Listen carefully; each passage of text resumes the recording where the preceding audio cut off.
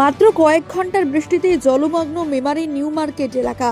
পূর্ব বর্ধমানের মেমারিতে কয়েক ঘন্টার বৃষ্টিতে জলমগ্ন হয়ে পড়ল নিউ মার্কেট এলাকার গুরুত্বপূর্ণ রাস্তা জুড়ে জল জমে যাওয়া চরম সমস্যার মুখে পড়েছেন পথচারী, ব্যবসায়ী ও সাধারণ মানুষ।